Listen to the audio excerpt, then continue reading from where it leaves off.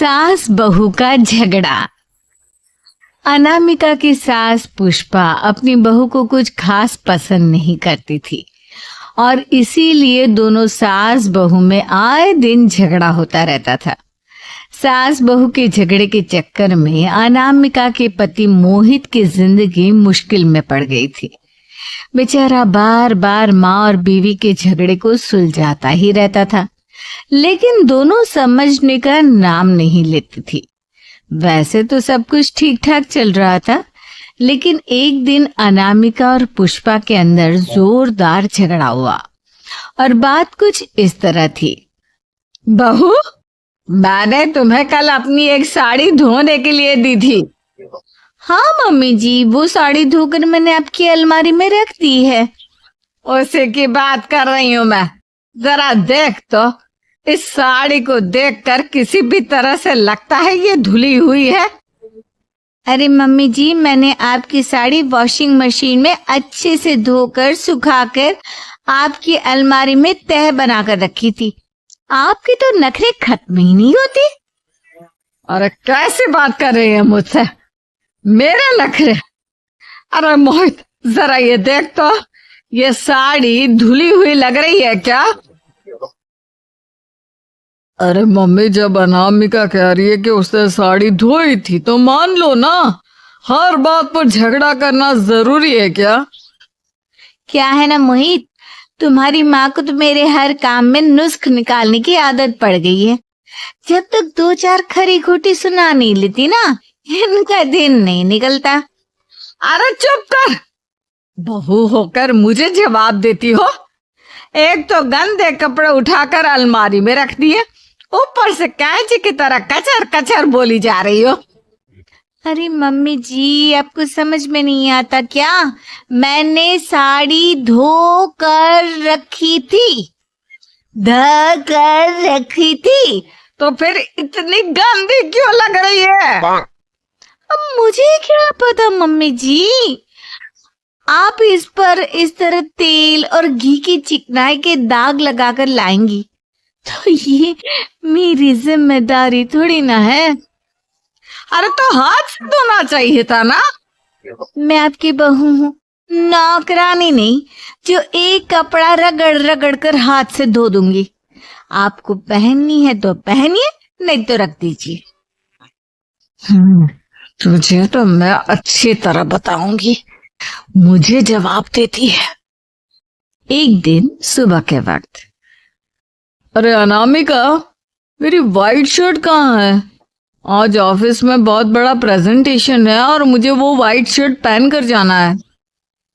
मुझे पता है, आपने मुझे 2 दिन पहले ही बता दिया था और आपकी शर्ट मैंने धोकर अच्छी तरह आयरन करके अलमारी में लगा दी है। जाइए वहां से ले लीजिए।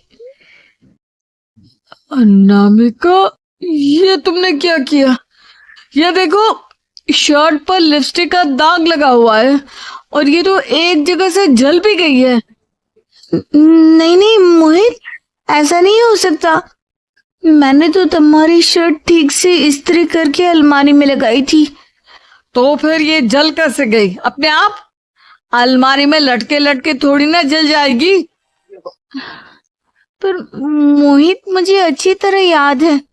देखो, अपनी गलती को छुपाने की कोशिश मत करो, और अगर शर्ट जल भी गई थी तो तुम्हें पहले बताना चाहिए था ना। मैं नई शर्ट लेकर आ जाता। अब ऐन वक्त पर शर्ट कहाँ से लेकर आऊं? मेरा इतना इम्पोर्टेंट प्रेजेंटेशन था, सब खराब हो जाएगा। अरे बेटा, क्यों परेशान होता है? ये देख, मैंने तेरे लिए पहले से ही एक नई वाइट शर्ट ला कर रखी है। लेकिन मम्मी, आप मेरे लिए वाइट शर्ट क्यों लेकर आई? अरे मुझे पता था तेरा प्रेजेंटेशन होने वाला है और अपनी इस बहू पर तो मुझे बिल्कुल भी भरोसा नहीं। क्या पता मेरी साड़ी की तरह तेरी शर्ट भी गंदी करके रख देती। और देख, वही हुआ ना। बेटा, सारी टेंशन छोड़ और ये नई शर्ट पहन कर जा। थैंक यू मम्मी, आज तो आपने बचा लिया मुझे। कुछ दिनों के बाद, अरे अनामिका, जानती हो, ऑफिस में मेरा जो दोस्त है ना अमर, आज उसका बर्थडे है और उसे तुम्हारे हाथ का चॉकलेट केक बहुत पसंद है। थोड़ा सा बनाकर टिफिन में रख दो ना प्लीज। हाँ हाँ, क्यों नहीं, मैं बहुत अच्छा केक बनाकर आपके दोस्त के लिए रख दूंगी। तुम्हारे हाथ का खाना खाकर तो वैसे ही मेरे ऑफिस के सारे लोग इतनी तारीफ करते हैं, क्या बताऊं। आप प्लीज एक अच्छा सा केक और बना दो, मेरी तो ऑफिस में शान बढ़ जाएगी। अनामिका केक बनाने के लिए रख देती है। पुष्पा चुपचाप जाकर उस पर ढेर सारा नमक डाल देती है। देख अमर, तेरी भाभी ने तेरे लिए चॉकलेट केक बनाकर भेजा है, तुझे बहुत पसंद है ना? यार तू बहुत किस्मत वाला है, भाभी इतना अच्छा खाना बनाती है और साथ में केक भी। वैसे भाभी को थैंक यू बोलना। थैंक यू बाद में, पहले तो ये केक खा कर देख, बहुत मेहनत से बनाया है अनामिका ने। थु, थु, थु। अरे यार, इस केक में तो बहुत सारा नमक है, लगता है भाभी ने शक्कर की जगह खूब सारा नमक डाल दिया है। अरे मोहित, तू तो अपनी बीवी की कुकिंग की बहुत तारीफ करता फिरता है, जरा पूछना अपनी बीवी से केक में नमक कब से डलने लग गया। क्या यार, तुझे भी मेरा ही जन्मदिन मिला था बिगाड़ने के लिए? केक नहीं लाना था तो मत लाता, कम से कम मुझे इस तरह नमक वाला केक तो नहीं खिलाता। अरे नहीं यार, अनामिका ऐसा नहीं कर सकती, जरूर कुछ गड़बड़ हुई होगी। घर जाने के बाद, अनामिका, अगर तुम्हारा केक बनाने का मन नहीं था तो ना बनाती, लेकिन मेरी बेइज्जती करवाने की क्या जरूरत थी? अरे की बेइज्जती, ये अब क्या कह रहे हैं? मैंने तो सुबह आपको इतने अच्छे तरीके से केक बना कर दिया था। हाँ, लेकिन उसमें इतना सारा नमक डाल दिया था कि आज ऑफिस में मेरा अच्छा खासा मजाक बना है। मेरे सारे दोस्त हंस रहे थे मुझ पर। अरे बेटा, मैंने तो तुझे पहले ही समझाने की कोशिश की थी, एक नंबर की गैर जिम्मेदार है ये लड़की, कोई काम ठीक से नहीं करती। उस दिन भी गंदी साड़ी रखती थी मेरी अलमारी में और झूठ बोल रही थी। कुछ दिनों के बाद, अनामिका देखो, मैंने अपना लैपटॉप चार्जिंग पर लगाया है, उसे अच्छी तरह चार्ज होने देना। मेरी एक अर्जेंट मीटिंग है, प्लीज बीच में से हटाना मत। हाँ हाँ ठीक है, मैं नहीं हटाऊंगी। पुष्पा चुपचाप से जाकर चार्जिंग का बटन बंद कर देती है। थोड़ी देर बाद, अरे ये लैपटॉप चार्ज क्यों नहीं हुआ? और ये बटन किसने ऑफ कर दिया? अनामिका, इधर आओ। क्या हुआ? क्यों चिल्ला रहे इतना? अनामिका, मैंने तुमसे कहा था ना, मेरा लैपटॉप चार्जिंग पर लगा हुआ है, मेरी अर्जेंट मीटिंग है, तुमने इसका स्विच ऑफ क्यों कर दिया? अरे मैंने ऐसा कुछ नहीं किया, मैं क्यों स्विच ऑफ करूंगी? कुछ दिनों से देख रहा हूं अनामिका, तुम मेरा हर काम बिगाड़ देती हो। देखो, ये अच्छी आदत नहीं, कम से कम तुम्हें इस बात का तो ध्यान रखना चाहिए था कि मेरी कितनी इम्पोर्टेंट मीटिंग थी। अब क्या करूंगा मैं? आई एम सॉरी मोहित, लेकिन सच में मैंने जानबूझकर कुछ नहीं किया। अगर जानबूझकर नहीं किया तो क्या सब कुछ अपने आप हो जाता है? कभी मेरी शर्ट जल जाती है, कभी केक में नमक डल जाता है। आप मेरी बात क्यों नहीं सुनते? मैंने जानबूझकर कुछ नहीं किया। फिर से वही बात, अरे कितनी बार तुम्हें समझा चुका हूं, इस तरह मेरा काम बार बार मत बिगाड़ा करो। तुम जानती हो मुझे कितनी प्रॉब्लम होती है, ऑफिस में तो पहले ही बेइज्जती करा चुकी हो और अब ये मीटिंग, ये भी मेरे हाथ से निकल गई। अनामिका की समझ में कुछ नहीं आता कि आखिर उसके साथ ये सब क्या हो रहा था और क्यों हो रहा था। फिर कुछ दिनों के बाद मोहित अपने ऑफिस से कुछ फाइल लेकर घर आता है। अनामिका, ये कुछ फाइलें हैं, इन्हें संभाल कर रख दो। और प्लीज इस बार ध्यान से, कोई गड़बड़ी नहीं होनी चाहिए। नहीं मोहित, कोई गड़बड़ी नहीं होगी।